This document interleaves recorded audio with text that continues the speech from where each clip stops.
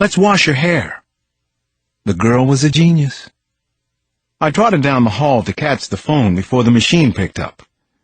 "Cross Family YMCA," I said, loud enough for the kids' benefit. Chapter 74. "Is this Alex Cross?" "Yes," I said. I didn't recognize the voice on the line, though. Just that it was a woman. "It's Annie Falk." "Annie," I said, embarrassed now.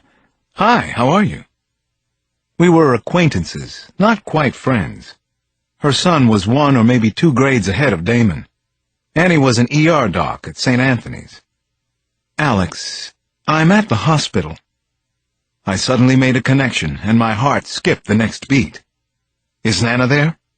"It's not Nana," she said. "I didn't know who else to call. Kayla Coles was just admitted to St. Anthony's. She's here in the ER." "Kayla?" I said, my voice rising. "What's going on? Is she okay?" "I don't know, Alex. We don't know enough yet. It's not a good situation, though." That wasn't the answer I expected, or the one I wanted to hear. "Annie, what happened? Can you tell me that much?" "It's hard to know exactly. What's certain is that someone attacked Kayla." "Who?" I practically shouted into the phone, feeling horrible as though I already knew the answer to my own question. Damon stepped halfway into the hall and stared at me, his eyes wide and scared. It was a look I'd seen far too many times in our house. "All I can tell you is that she was stabbed with a knife. Twice, Alex. She's alive." "Stabbed?" My mind screamed the word, but I held it in. I swallowed hard. "But she's alive." "Alex, I'm not supposed to talk about this over the phone. You should get down here to the hospital as soon as you can. Can you come right now?" "I'm on my way." Chapter 75. Nana was still at her class, but it only took a couple of minutes for me to get Naomi Harris from next door over to stay with the kids. I jumped into my car and ran the siren the whole way. The drive to the hospital was fast. That's all I really remember about it, and that Kayla was on my mind the whole way. When I pulled up outside the emergency room, her car was parked under the canopy by the entrance. The driver's door hung open, and as I ran past and looked inside, I saw blood on the front seat. Jesus, she drove herself here. Somehow she got away from him. The waiting room was crowded as it always is at St. Anthony's. There was a line of forlorn, raggedy-looking people at the front desk. The walking wounded and their friends and relations. Maria had been pronounced dead here. "Sir, you can't—" But I was already sliding through the doors to the treatment area before they could close. Once inside, I saw it was another very busy night at St. Tony's. Paramedics were wheeling gurneys. Doctors, nurses, and patients crisscrossed every which way around me. A young male lay on a cot with a gash in his hairline, leaking blood onto his forehead. "Am I gonna die?" he kept asking everybody who passed. "No, you'll be fine," I told him, since nobody else was stopping to talk to him. "You're all right, son." Where was Kayla, though? Everything was moving way too fast. I couldn't find anyone to ask about her. Then I heard a voice call out my name. "Alex! Over here!" Annie was waving to me from down the hall. When I reached her, she took my arm and ushered me into a trauma room, a bay with 2 beds partitioned by a green plastic curtain. Several medical personnel stood in a horseshoe around the bed. Their hands were moving quickly, many of them in blood-stained gloves. Other hospital people came and went, pushing past me as if I weren't even there. That meant Kayla was alive. I assumed that the goal here would be to stabilize her if possible, then get her to the operating room. I craned my neck to see as much as I could, and then I saw Kayla. She had a mask over her mouth and nose. Someone was just lifting a red-soaked compress from her belly where they had already cut her shirt away. The head physician, a woman in her 30s, said, "Stab wound, abdomen, questionable spleen injury." Other voices in the room blended together, and I tried to make sense of them as best I could, but everything was turning foggy on me. "BP 70, pulse 120, respiration 30-40. Give me some suction here, please." "Is she okay?" I blurted out. I felt like I was in a nightmare where no one could hear me. "Alex," Annie's hand was on my shoulder. "You need to give them some room. We don't know very much yet. As soon as we do, I'll tell you. I realized I'd been pushing forward to get closer to the bed, to Kayla. My God, I ached for her and was finding it hard to breathe. "Call the 7th floor, tell them we're ready," said the woman doctor who seemed in charge of everyone else in the room. "She has a surgical belly." Annie whispered to me, "That means the stomach's hard. No digestion going on. Let's go! Hurry up, people!" I was being pushed from behind, and not with any kindness.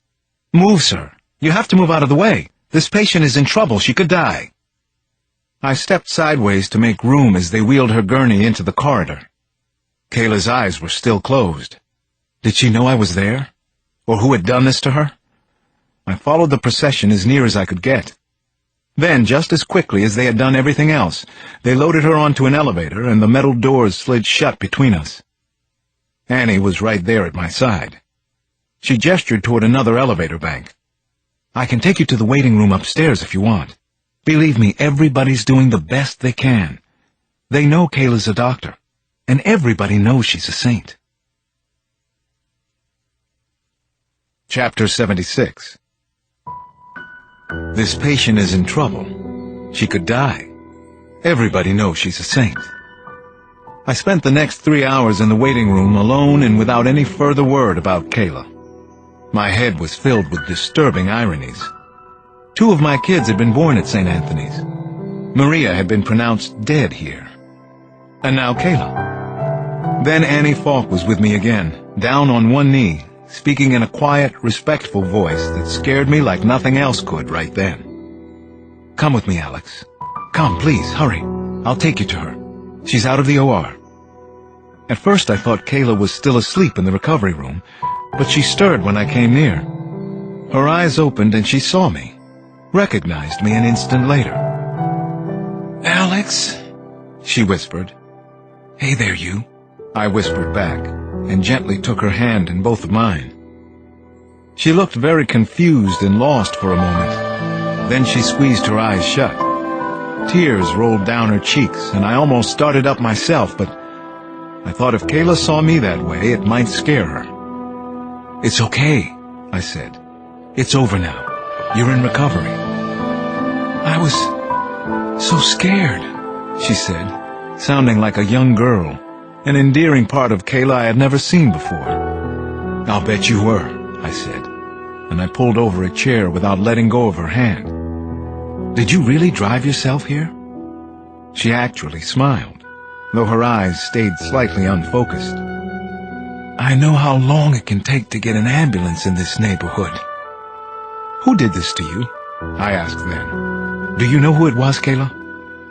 In response to the question, she shut her eyes again. My free hand tightened into a fist. Did she know who attacked her, and was she afraid to say? Had Kayla been warned not to talk? We sat quietly for a moment, until she felt ready to say more. I wouldn't push her on this, the way I had pushed poor Mina Sunderland. "I was on a house call," she finally said, eyes still closed.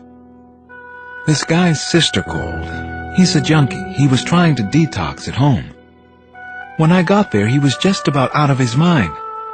I don't know who he thought I was. He stabbed me." Her voice trailed off. I smoothed her hair and put the back of my hand against her cheek. I've seen how fragile life can be, but it's not something you ever get used to, and it's different when it's somebody you care for, when it sticks this close to home.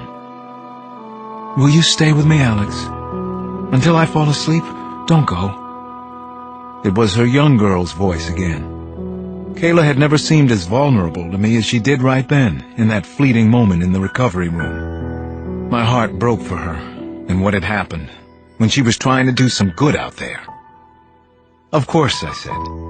"I'll be right here. I'm not going anywhere." Chapter 77. I've been depressed for a while, as you know. You of all people know this. "More than 10 years. That's a while, I guess, Alex." I sat across from my favorite doctor, my personal shrink, Adele Finley. Adele is also my mentor from time to time. She's the one who encouraged me to start up my practice again, and she even got me a couple of patients. Guinea pigs, she likes to call them. I need to tell you a few things that are bothering me a lot, Adele. This may require several hours. No problem, she shrugged. Adele has light brown hair and is in her early 40s, but she doesn't seem to have aged since we met. She isn't married right now, and every so often I think about the two of us together. But then I push it out of my mind. Way too dumb. Too crazy.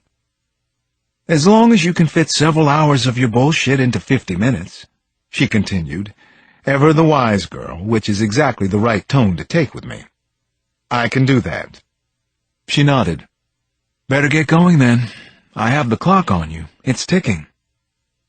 I started by telling her what had happened to Kayla, and how I felt about it, including the fact that she had gone to her parents' home in North Carolina to recuperate.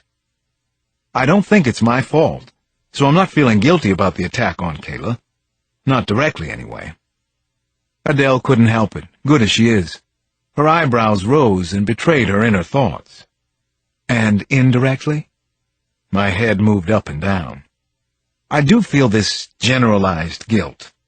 Like I could have done something to stop the attack from happening. For instance? I smiled. Then so did Adele. Just to use one example, eliminating all of the crime in the D.C. area, I said. You're hiding behind your sense of humor again. Sure I am. And here's the really bad part. Rational as I make myself out to be, I am feeling some guilt over the fact that I could have protected Kayla somehow.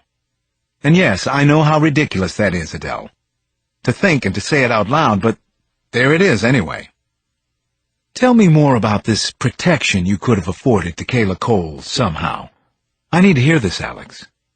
Don't rub it in, and I don't think I used the word protection. Actually, you did. Anyway, talk it out for me, please. You said you wanted to tell me everything. This is probably more important than you think. I couldn't have done a damn thing to help Kayla. Happy now? I'm getting there, Adele said. Then she waited for more from me. It all goes back to that night with Maria, of course. I was there. I watched her die in my arms. I couldn't do anything to save the woman I loved. I didn't do anything. I never even caught the son of a bitch who killed her. Adele still said nothing. You know the worst thing? I'll always wonder if that bullet was meant for me. Maria turned into my arms. Then she was hit. We sat in silence for a long time then, even for us, and we're pretty good at enduring silences. I had never admitted that last part to Adele until now, never said it out loud to anybody. Adele, I'm going to change my life somehow. She didn't say anything to that either. Smart and tough, the way I like my shrinks, and what I aspire to be myself someday, when I grow the hell up. Don't you believe me? I asked. She finally spoke. I want to believe you, Alex. Of course I do. Then she added, do you believe yourself? Do you think any of us can really change? Can you? Yes, I told Adele. I do believe I can change. But I get fooled a lot. She laughed. We both did. I can't believe I pay for this shit, I finally said. Me either, said Adele.